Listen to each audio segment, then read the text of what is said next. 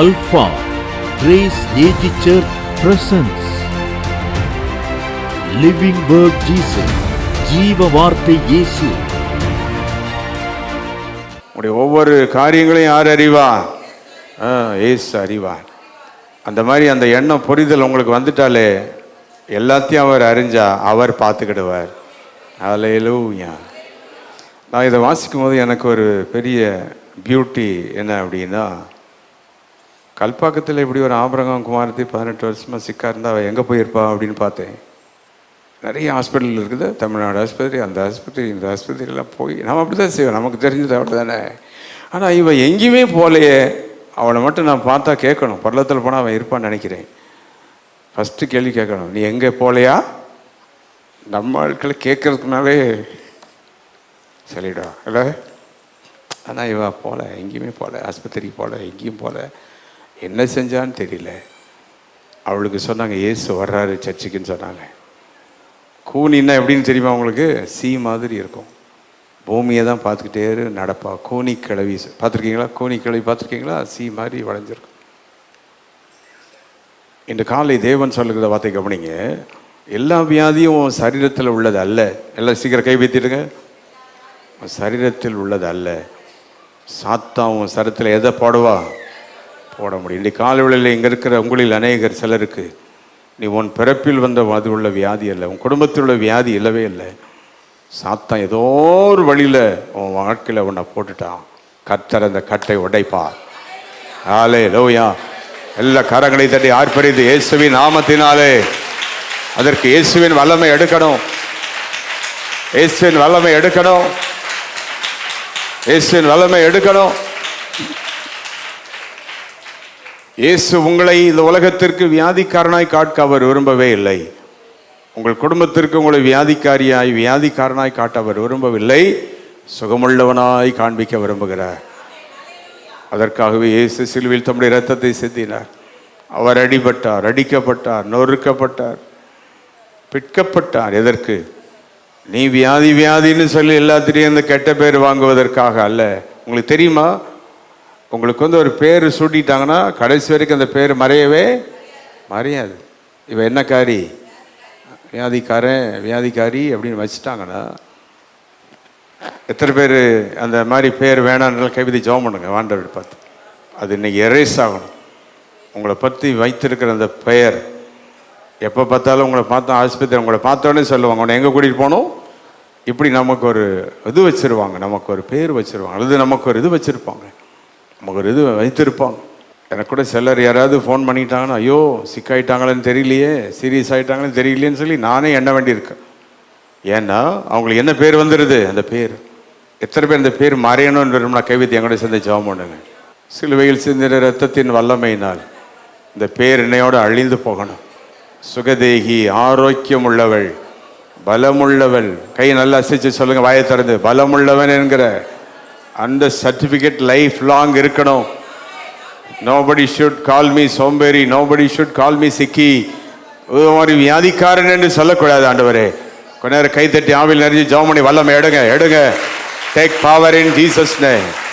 சொல்லுங்க சுகம், சொல்லுங்க ஆரோக்கியம், விடுதலைய சுதந்திரிக்கிறேன்.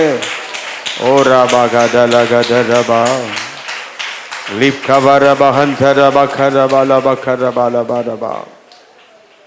நான் ராஜாக்களின் சரித்திரத்தை வாசித்து கொண்டிருந்த பொழுது, ராஜாக்களுக்கு 110 வயசானா கூட அவனை ராஜா மாதிரி கொண்டு வந்து உட்கார வைப்பாங்களாம். எப்படி? கிரீடம் போட்டு ட்ரெஸ் பண்ணி அழகாக வச்சு அவனுக்கு அந்த இவங்க இருப்பாங்க, அவங்க கூட இந்த மெடிக்கல் ஆட்கள்லாம் இருப்பாங்க. எண்ணெயை தேய்ச்சி அவனுக்கு எல்லாம் பண்ணி முகத்தில் எல்லாம் பண்ணிட்டு அவன் தனியாக உட்காந்துருக்கும் போது சாதாரணமாக இருப்பான். ஆனால் ராஜா அரண்மனையில் அந்த இதில் வீடத்தில் அந்த த்ரோனில் வந்து உட்காரும்போது எப்படி இருப்பானா? ராஜாவாக இருப்பான். யாரை பற்றி சொல்லிகிட்டு இருக்கிறேன்? உங்களையும் என்னை பற்றி தான் சொல்லிகிட்டு இருக்கிறேன். டோன்ட் பி லைக் குஜாஸ், யூ பி ராஜாஸ். கை வைத்து ஆண்டவர் வைத்து ராஜா மாதிரி வந்து உட்காரணும். கைதட்டி கத்தரை மகிமைப்படுத்து. வியாதியிலிருந்து சுகம், பலவீனத்திலிருந்து சுகம் உண்டாவதாக. ஹல்லேலூயா, ஹல்லேலூயா, ஹல்லேலூயா. அப்போ இயேசு இப்போ இந்த இடத்துல இயேசு ஜெபாலயத்துக்கு வந்தார். அவளை கண்டார், தம்மிடத்தில் அழைத்தார். அவளை யார் அறிந்திருந்தா? இயேசு அறிந்திருந்தார். ஆமென், ஹல்லேலூயா. இயேசு அறிந்திருந்தார். இயேசு அறிந்தபடியினால் இங்கே அடுத்தது, இயேசு அவளை விடுதலையாக்கினார். சொல்லுங்க, இயேசு அவளை என்ன செஞ்சாரா? அவளை என்ற இடத்துல அவனையும் போட்டுக்கிடுங்க, எல்லாம் போட்டுக்கிடுங்க. வெறும் அவளைன்னு சொல்லிட்டு அதை அந்த இடத்துல அந்த ஸ்திரீ இருந்தால் உண்மைதான், அதை எழுதியிருக்குது வேதம் கரெக்டாக. ஆனால் அவனை நீங்கள் போட்டுக்கலாம். யார் என்ன பேர் போடுறீங்களோ அந்த பேரும்படி செய்வன் செய்வார். அப்போ தேவன் அவளை விடுதலை ஆக்கினார். ஹல்லேலூயா. ஜெபாலயத்தில் யார் வந்த? ஆண்டவராகிய இயேசு வந்தார். ஆமென். சரி, விடுதலையாக்கப்பட்டாய். வாசிங்க அந்த வசனத்தை 22. விடுதலையாக்க 12. விடுதலை அவளை கண்டு தம்மிடத்தில் அழைத்து. வாசிங்க. கண்டு அழைத்து பலவீனத்தை அறிஞ்சிட்டு உன் பலவீனங்களில் நின்று விடுதலையாக்கப்பட்டாய் என்று சொல்லி. இன்னும் ப்ராசஸ் முடியல, இன்னும் அந்த விடுதலை ரீச் ஆகல. ஏன்னா இப்ப என்ன செய்ய வேண்டியிருக்கு? அடுத்த வசனம் வாசிங்க. அவள் மேல் தமது கைகளை வைத்தார். எல்லாம் சொல்லுங்க, அவள் மேல் தமது கைகளை வைத்தார். ஓ ஹல்லேலூயா. கைவிதி இயேசுவின் கரம் என தொடணும். ஆராதனை வேளையில் யாருடைய கரம் எங்க இருக்குது? கர்த்தருடைய கரம் உங்களை தொடும். ஆராதிக்கும் போது யாருடைய வல்லமை உணரணுங்க? தேவனுடைய வல்லமை உணரணும். உன் சரத்தில் யாருடைய வல்லமை உணரணும்? கர்த்தருடைய வல்லமை உணரணும். பலனை எடுக்கணும், ஆரோக்கியத்தை எடுக்கணும். ஆமென், ஹல்லேலூயா. இயேசு அவளை தொட்டார். Jesus touched. உங்களுக்கு தெரியுமா, இந்த ஆராதனையில் வரும்போதெல்லாம் ஆராதிக்கும் போது உங்களை அறியாத தேவக்கரம் உங்களை தொடுக்கிறது. பாஸ்டர் கடைசியில் ஏதோ வந்து நீங்கள் சோம்படும்போது தொடுறது கடைசி தான். ஆனால் அதுக்கு முன்னால் உங்களை யார் தொட்டுருவா? எத்தனை பேர் அந்த மாதிரி தொடுதலை நான் உணரணும், உணர்றேன் அப்படின்றத கைவைத்தி ஸ்தோத்திரம் பண்ணுங்க. ஸ்தோத்திரம். 10 ஸ்தோத்திரம் போடுங்க. ஸ்தோத்திரம், ஸ்தோத்திரம். ஆராதனைக்கு வரும்போதெல்லாம் தொடுதலை உணர்கிறேன். ஓ ரபா அனிவாசிகளை பேசி ஸ்தோத்திரம் பண்ணி ஆராதனைக்கு வரும்போதெல்லாம் ஏசனை தொடுகிறார். ஆகினால்தான் இவ்வளவு வியாதி வந்து நான் சுகமா இருக்கிறேன், இவ்வளவு பிரச்சனை வந்து இன்னைக்கு ஓடி வந்திருக்கிறேன், இவ்வளவு பயங்கரமான சூழ்நிலை இருந்தாலும் நான் இன்னைக்கு உட்கார்ந்திருக்க காரணம் இயேசு என்னை தொட்டார். ஹல்லேலூயா, ஹல்லேலூயா, ஹல்லேலூயா. இயேசு தொடும்போது அங்கே அற்புதம் நடக்கிறது. ஹல்லேலூயா. இயேசு ஜெபாலயத்தில் வந்து நின்றார். அவளை கண்டார், தம்மிடத்தில் அவளை அழைத்தார். பிறகு விடுதலை, அவளை அறிந்தார், விடுதலையாக்கினார், இயேசுவால் தொடப்பட்டாள். இது வந்து ஜீசஸ் செஞ்சது. ஆனால் அவளுடைய ஸ்டேட்டஸ் என்ன அப்படி பார்க்கலாமா? இதில் தான் ஸ்டேட்டஸ் போடுவீங்க. இது நான் இங்கே உள்ள ஸ்டேட்டஸ் சொல்கிறேன். அவள் முதல்ல கூனியானவள். அவள் யார்? அவள் ஸ்டேட்டஸ் என்னது? கூனியானவள். எல்லாரும் அவளை பார்த்து என்னன்னு சொல்லிக்கிட்டு இருப்பாங்க? கூனி கிழவி, கூனி அப்படின்னு சொல்லுவாங்க. எல்லாம் அவளை பார்த்து கூனின்னு சொல்லுவாங்க. நீங்கள் யாராவது வெளியே போகும்போது இப்படிப்பட்ட பலவீனம் உள்ளவங்களை பார்த்து எதுவும் சொல்லிடாதீங்க. சொல்லுங்கள், எதுவும் என்ன செஞ்சிடாதீங்க, சொல்லிடாதீங்க. அதே நேரத்தில் போய் திடீர்னு யாரையும் பார்த்து கண்டாளை பார்த்து சுகமாயிருன்னு சொல்லிடாது. யார் நினச்சா அதை சுகமாக்க முடியும்? புரிஞ்சாமேன்னு சொல்லுங்க. ஹல்லேலூயா. இன்று காலை தேவன் நம்மோடு பேசுகிறார். Jesus decided to heal that woman on that particular day. அந்த குறிப்பிட்ட நாளில் இயேசு அவளை சுகமாக்க தீர்மானத்தோடு வந்தார்.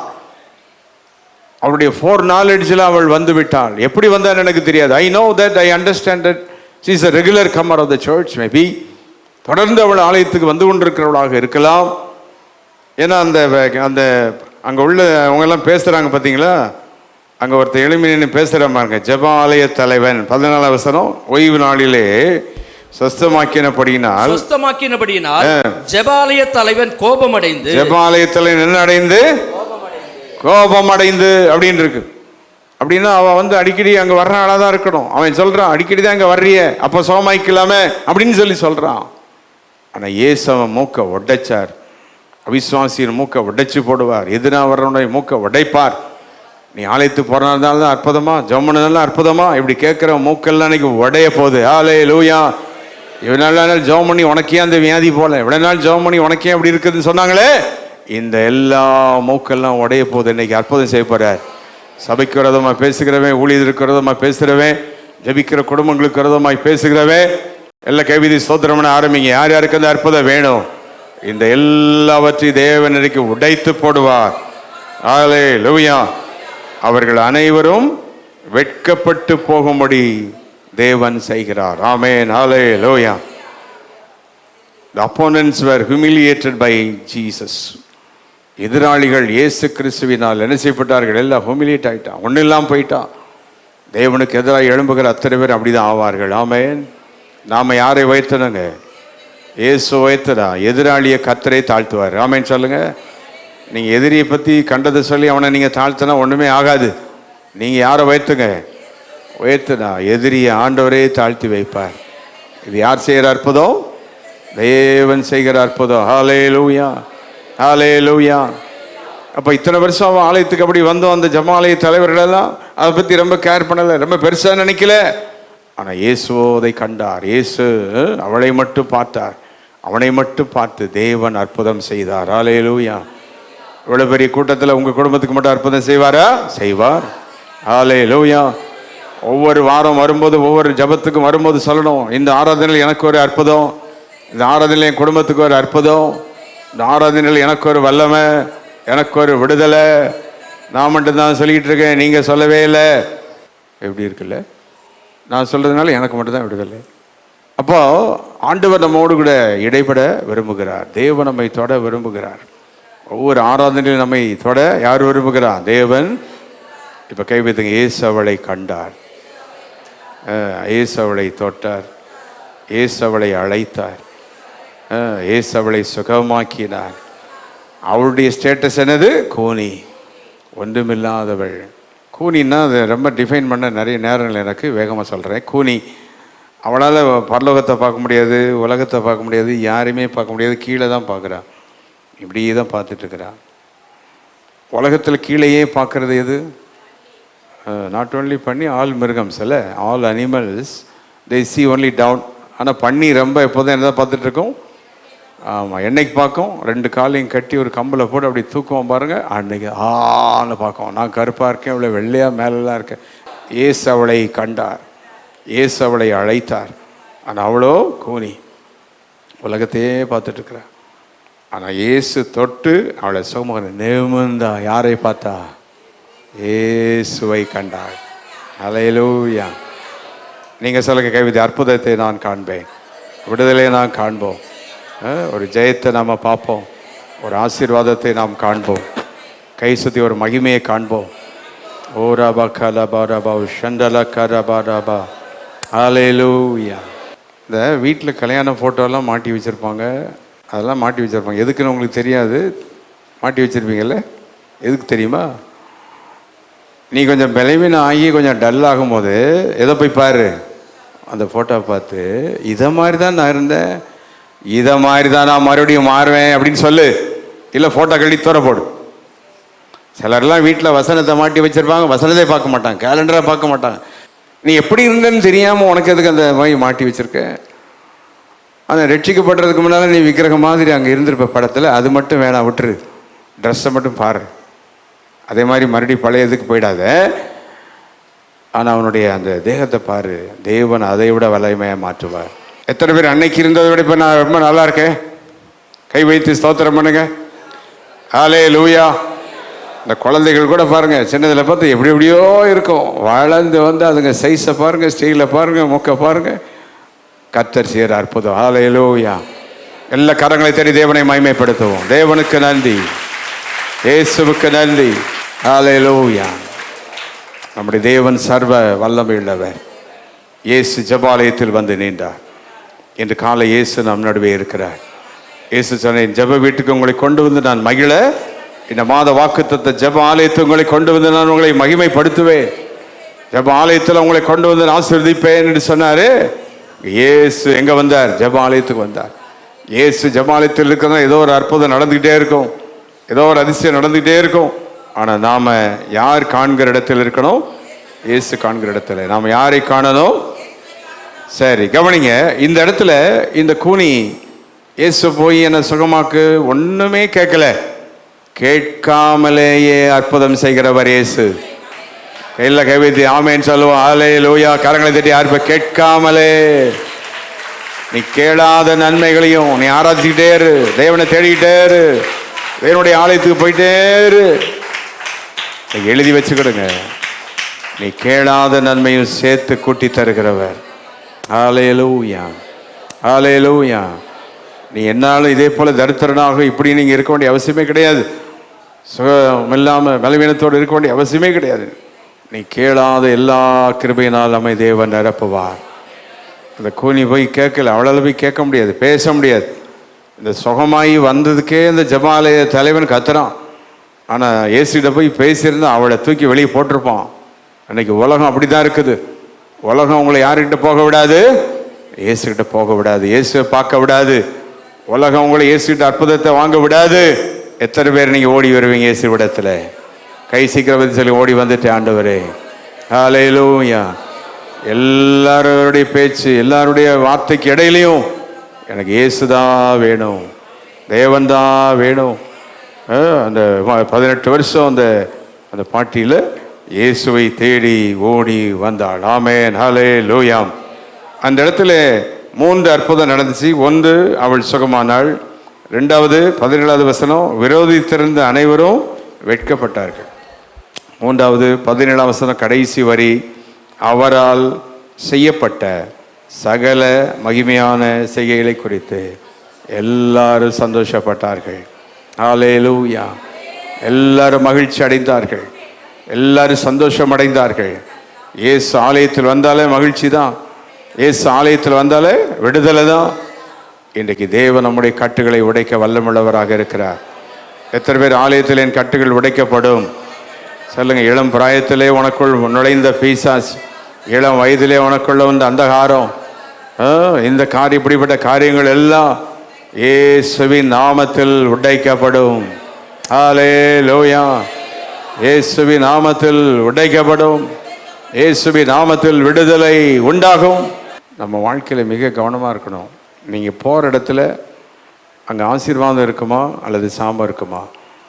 சில எல்லாம் சொல்லுவாங்க, இந்த ஊருக்கு போயிட்டு வந்ததுலேருந்து இந்த ஆள் சிக்காயிட்டாங்கம்மா, இந்த வீட்டில் போய் சாப்பிட்டுட்டு வந்ததுலேருந்து இந்த ஆள் என்னவாயிட்டாங்க, சிக்கு. இந்த பிள்ளை இந்த இடத்துக்கு போயிட்டு வந்ததுலேருந்து இப்படி ஆயிடுச்சு. நம்ம வாழ்க்கையில் மிக கவனமாக இருக்கணும், மிக ஞானமாக இருக்கணும். வீணான பிரச்சனையும் வாழ்க்கையில் எதை வைத்துக்கூடாது? வர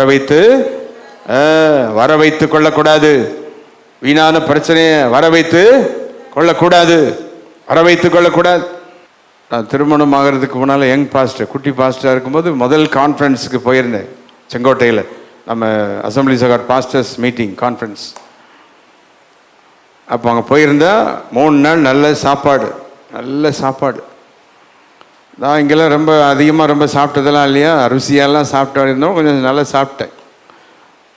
2வது நாள் என்னமே எனக்கு அடித்தது பேதி, ஒரே இதுவாகிடுச்சு. செங்கோட்டையில் கொண்டு என்னை ஹாஸ்பிட்டலில் கொண்டு போட்டு வச்சுட்டான். 3 நாள் போட்டு ட்ரிப்ஸ் ஏற்றிட்டான். இப்போ எல்லாம் என்ன சொல்லுவாங்க, எங்கே போய் வியாதி வந்துச்சு?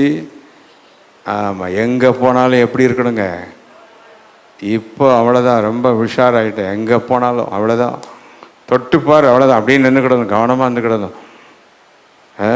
ருசின்னு சொல்லி கேசரி தானே உள்ளே போயிட்டா நம்ம சிரிச்சிட்டே இருக்க வேண்டியதான், முடிஞ்சு போச்சு நம்ம லைஃப். யாரு கூட கர்த்தர் பேசிகிட்டு இருக்கிறார்? நீ அன்னைக்கு போயிட்டு வந்த அன்னைக்கு உனக்குள்ள போய் அடங்கின அந்த வியாதி 10 வருஷம் கழிச்சு வெளியே வரும், தெரியுமா? 15 வருஷம் கழிச்சு வெளியே வரும். இதெல்லாம் விசுவாசிகளுக்குள்ள நடக்கிற காரியம். எத்தனை பேர் உங்களை காத்துக்கொள்ள போறீங்க? கைவிதி ஸ்தோத்திரம் பண்ணி, தேவனே உம்முடைய அனுமதி இல்லாமல் கண்ட இடத்துக்கு போகிறத நான் தவிர்க்கணும். உம்முடைய அனுமதி இல்லாமல் நான் போகிற இடத்துல போய் எல்லாத்தையும் அள்ளி கட்டிட்டு வரக்கூடாது, வியாதியை கட்டி கொண்டு வரக்கூடாது. தேவனே உம்முடைய கிருபை என்னோடு கூட இருக்கணும், உம்முடைய தயவு என்னோடு கூட இருக்கணும். என் லைஃப்பில் அந்த ஒரு தடவை தான் அந்த போய் சிக்குன்னு சொல்லி வந்தேன். அதோட இன்னைக்கு 40 வருஷம் எங்கே போயிட்டு வந்தாலும் அந்த இதோடு ஒரு நாள் திரும்பி வர்றதில்லை. அங்கே உள்ள ஆசீர்வாதம் இருந்தால் அதை மட்டும் எடுத்துகிட்டு வரணுமா ஒழிய, எல்லாம் விளங்குதா? எத்தனை பேருக்கு புரியுது? போகிற இடத்துல உள்ள சாபங்களை கட்டி கொண்டு வந்துடாத, போகிற இடத்துல உள்ள அநியாயங்களை கொண்டு வந்துடாத. அவன் வீட்டுக்கு போகிறேன் போகிறேன் போகிறேன், அங்கே போகிறேன், இங்கே போகிறேன், இங்கே போகிறேன், இங்கே போகிறேன் அப்படின்ட்டு சொல்லி எல்லாத்தையும் கொண்டு வந்து சேர்த்துறாத அவன் வீட்டுக்குள்ள. அவன் பிள்ளைக்கு அதை சொத்தா வச்சுட்டு போயிடாத. தேவ மகிமையை கொண்டு வா, தேவ ஆசீர்வாதத்தை கொண்டு வா, தேவ கிருபையை கொண்டு வா.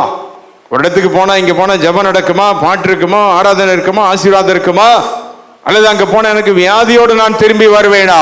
இங்க இருக்கிற சிலர் சில இடத்துக்கு போய் நீ வாங்கின வியாதி உனக்குள் இருக்கிறது. இப்ப நான் இன்னும் ஆழமா சொல்றேன். சில இடத்த வாங்கின பிற்பாடு சிலருக்கு வியாதி பரப்படும். சில வீட்டை நீங்க வாங்கின பிற்பாடு வியாதி பரப்படும். உனக்கு என்னன்னு தெரியாது. ஒரு இடத்த நீ வாங்குற, அந்த நிலத்தில் உள்ள சாபம் உனக்கு தெரியுமா? அதை மூதாதையர் எப்படி வச்சிருந்தான்? மாட்டை அறுத்து கொடுத்து அதை இடத்த வாங்கியிருப்பான். நீ வாங்கின உடனே உன் சரீரம் அறுக்கப்படும். இதெல்லாம் ரகசியங்கள் தெரியாத அநேகருக்கு. சிலர் சொல்லுவாங்க வியாதி திடீர்னு வந்து, திடீர்னு எதுவுமே வராது, எதுவுமே வராது. போக வேண்டாத இடத்துக்கு நீ போகும்போது கொண்டு வந்துடுவேன். ஆனால் சரியான இடத்துக்கு போனால் இந்த கூலிக்கு அற்புதம் மாதிரி அற்புதம் நடக்கிற இடமும் இருக்குது. இன்னைக்கு கர்த்தர் யாரோட கூட பேசிட்டு இருக்கிறார். சபைக்கு போனேன், அதனால வந்து சபை குறை சொல்றேன், ஊழிக்காரங்களை குறை சொல்றேன். சபைக்கு வர்றதுக்கு முன்னால நீ வாங்கி கிட்டிட்டு வந்தாலும் தானே, தேவனை தேடுவதற்கு முன்னால இங்கேயோ போய் நீ எதையோ நீ வாங்கி கொண்டு வந்து விட்டாய். ஆலயத்தில் வந்ததுனால கிருபையா நீ பாதுகாப்பா இருக்கிற. சில கிரானிக் டிசீஸ், சில கிரானிக் ப்ராப்ளம்ஸ், இதெல்லாம் திடீர்னு வரவே வராது. Inherited it has been pierced in you. உனக்குள் அது சொருவப்படும். அந்த வியாதிகள் நிலத்திலிருந்து சொருவப்படும், நிலத்திலிருந்து உனக்குள் இறங்கும். ஆனால் அதை சொன்ன யாரும் நம்ப மாட்டேங்க. அதுக்காக நீ லேண்ட் வாங்காமல் இருக்க முடியாது, எல்லாம் செய்யாமல் இருக்க முடியாது. ஆனால் உனக்கு தேவை கவனம். நீ வாங்கின இடத்துல ஜெப எண்ணெய் கொண்டு தெளிச்சியா, ஊழியக்காரங்களை நிற்க வச்சு ஜெபம் பண்ணியா, மறைச்சு வச்சிருப்பாங்க சிலர் சொத்துக்கள் எல்லாம். ஆனால் அதில் உள்ள சாபம் உனக்கு தெரியாது. ஏன் ஊழியக்காரங்களை கொண்டு ஒரு வீட்டுக்கு ஜெபம் பண்ற? ஏன் உன் வாகனத்தை கொண்டு போய் இந்த ஜெபம் பண்ற? ஏன் ஒரு பொருளை கொண்டு தேவனுடைய பாதத்தில் வைக்கிற? பிசாசோட இருக்கிறவனுக்கு பிசாசோட போவான். தேவனுடைய பிள்ளைகளுக்கு யார் வேணும்? புரிந்தால் கை வைத்து இயேசுவே. இன்னைக்கு ஆண்டவர் சிலரோடு பேசி கொண்டிருக்கிறார். உனக்கு வந்த வியாதிக்கு காரணம் உண்டு. உன் குடும்பத்தில் புருஷன் மனைவிக்கு வந்த சண்டைக்கு சில பிரச்சனைகள் காரணம் உண்டு. சண்டை போட்ட வீட்டில் போய் குடியிருக்க போயிருப்ப, சண்டை போட்ட வீட்டில் போய் வாடகைக்கு உட்காந்துருப்ப. ஜெபம் பண்ணியா? அந்த வீட்டில் ஊழியக்காரனை கூட ஜெபம் பண்ணியா? தேவனுடைய வல்லமை நீ எடுத்தியா? இதெல்லாம் பாஸ்டர்ட்ட நீ சொல்லிடாத, இங்கெல்லாம் கூப்பிட்டு ஜெபம் பண்ணிடாத, இங்கெல்லாம் எந்த விசுவாசியும் வந்துடக்கூடாது, யாரும் வந்துடக்கூடாது. போ நீ. தேவன் பேச விரும்புகிறார். God wants to speak. இந்த ஆலயத்தின் இடத்தை வாங்கினோம். 10 வருடம் இந்த இடத்தில் பயங்கர பிரச்சனை. எத்தனை வருஷம்? 10 வருஷம். இந்த இடத்தை வாங்கும்போது தூக்கு போட்டு மரித்தவர்கள் மரம் இங்கே தான் இருந்துச்சு. ஆனால் வந்தா இங்கே நாங்கள் ஒரு வீடு கட்டி இருப்போம், குடிசைதான். நான் வெளியே போயிட்டு வர்றதுக்குள்ளேயும் கதவை தட்டும். வந்து சிஸ்டருக்கு தான் இருப்பாங்க, கதவை தட்டும். என்னுடைய தாயின் தாப்புன்னு இருந்தபடினாலே ஜெபம் பண்ணிக்கிட்டு இருந்தாங்க. சும்மா இல்லை, ஒரு பாஸ்டர் ஒரு இடத்துல சர்ச்சை உடனே கட்டிட முடியாது. அந்த இடம் யாரால வந்தது, எப்படி வந்தது, என்ன சாபம், அந்த சாபத்தை உடைக்க தெரியணும் அந்த பாஸ்டருக்கு. அந்த அந்த பாஸ்டர் உடைக்காம என்ன கட்ட முடியாது? ஆலயத்தை கட்டிட முடியாது. பாஸ்டரா இருந்தாலும் சரி, யாரா இருந்தாலும் சரி. நம்முடைய வாழ்க்கையில பிரச்சனைகள் உள்ளே நுழைந்து விடும், பாடுகள் உள்ளே நுழைந்து விடும், அவ்வளவுதான். அது பயங்கரமாக இருக்கும். ஒரு 10 ஆண்டுகள் பிறகுதான் ஆண்டவர் என்னோட பேச ஆரம்பித்தார். ஆண்டவர் சொன்னார், என் தாசர்களை கொண்டு வருவேன். நம்முடைய ஊழியத்துக்கு மோகன் சி லாசரஸ் இங்கே வந்து நின்றார். டாக்டர் ஜபகசேமல் வந்து நின்றார். அவ்வளோ பேரையும் கூப்பிட்டு நிற்க வச்சு ஜெபம் பண்ணி இந்த கட்டை உடைச்சு நீங்கள் வல்லமை எடுத்துருக்குறோம். சும்மா இல்லை, நீ பணம் இருந்து சொத்தை வாங்கி பணத்தை போட்ட உடனே உனக்கு சொத்து உடனே கையில் வந்துடாது. அந்த சாபத்தை உடைக்க முதல்ல உனக்கு தெரியணும். அந்த வீட்டினுடைய சாபத்தை உடைக்கணும், அந்த கட்டை உடைக்கணும். இங்கே இருக்கிற அநேக விசுவாசிகளுடைய வாழ்க்கையிலே கட்டுகள் மறைந்து கிடக்கிறது. இந்த கூனி கிளவி கூனியாக இருந்தாலும் சாப்பிட்டா, குளிச்சா, எல்லாம் செஞ்சா, ஊருக்கு போனா, வண்டியில் போனா, கழுதையில் ஏறியிருப்பா, குதிரையில் ஏறியிருப்பா. ஆனால் என்ன இருந்துச்சு? கட்டு தான். நீ ஆலயத்துக்கு வருவீங்க, தசமா கொடுப்பீங்க, காணிக்க கொடுப்பீங்க, எல்லாம் செய்வீங்க. ஆனால் கட்டு தான். ஆனால் அந்த கட்டிலிருந்து விடுதலை ஆகும்போது யாருடைய மகிமையை பார்க்கலாம்? இயேசுவின் மகிமையை பார்க்கலாம். ஹல்லேலூயா. இந்த ஆலயம் 15 ஆண்டுகள் அஸ்திபாரம் போட்டால் கூட ஆலயம் கட்ட முடியாது. அவ்வளவு போராட்டம், ஏகப்பட்ட பிரச்சனை. ஆனால் ஊழியர்கள் வந்து ஜெபிக்க உபவாச ஜெபம் போட்டு கன்வென்ஷன் நடத்தி கூட்டங்கள் நடத்தி கட்ட உடைச்சா இப்போ ஏதேன் தோட்டத்தை போல மாறிச்சு. ஒரே நாளில் அற்புதம் நடந்துடாது. இடத்தை வாங்கின உடனே நீ ராஜாவாயிர மாட்ட. ஒரு வீட்டை கட்டின உடனே ராஜாவாயிர மாட்ட. சிலருக்கெல்லாம் ஒரு வீட்டை கட்டின உடனே வந்துடும், காலரை தூக்கி விட்டு எனக்கு சொந்த வீடு வந்துருச்சு, சொந்த நிலம் வந்துருச்சுன்னு சொன்னே காலை வந்துடும். அது உனக்கு சொந்தமாகிறதற்கு இருக்குது நாள். பத்திரத்தில் இருக்கலாம், ஆனால் உனக்கு சொந்தமாக வருவதற்குரிய நாள் வரைக்கும் உனக்கு சொந்தமாக ஆகவே ஆகாது ஆகாது. வேதத்தில் சிலருடைய சொந்த ஊரே சொந்த வீடே அவளுக்கு கல்லறையாக மாறினது. வேதத்தில் இன்னைக்கு அரசாங்கம் அடக்கம் பண்ண அனுமதிக்கல, இல்லைன்னா சிலருடைய வீடே அவளுக்கு என்னையா மாறும்? கல்லறையாக மாறும். இது நான் மறைமுகமா தேவனுடைய வார்த்தை உங்களோடு பேசிட்டு இருக்கிறேன். சிலருக்கு சிலர் வாங்கின வீடே, அவர்கள் வந்த வீடே அவர்கள் கல்லறையாக மாறுகிறது. கையெல்லாம் வைத்து புரிந்தவர்கள் யாரு கூட கர்த்தர் பேசிட்டு இருக்கிறார். தேவன் உங்களோடு பேசிட்டு இருக்கிறார். உணர்ச்சி வேணும், உணர்வு வேணும் நம்முடைய வாழ்க்கையில. இயேசு இவளை கண்டார், இவளை விடுதலை ஆக்கினார். இன்னைக்கு யாருடைய சொத்தோ சாபத்தில் இங்கே கிடக்கிறது, யாருடைய வீடோ சாபத்தில் கிடக்குது.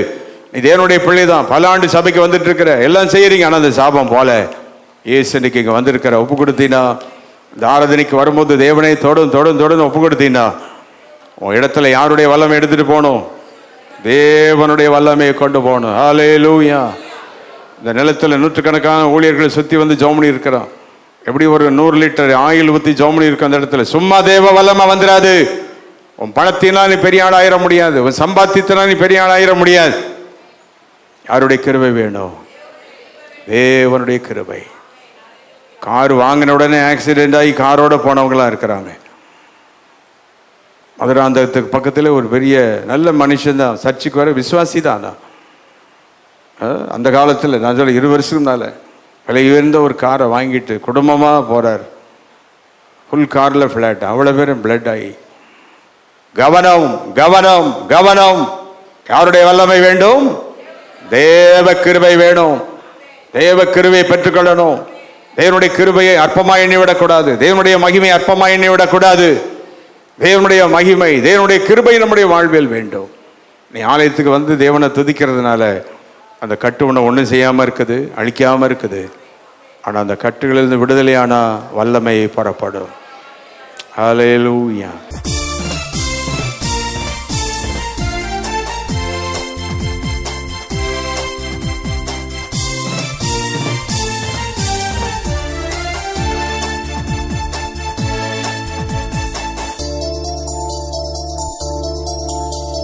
Our address, Reverend J. James Salomon, Alpha Grace AG Church, number 620, East Coast Road, Pudupatnam, Kalpakkam, 603102.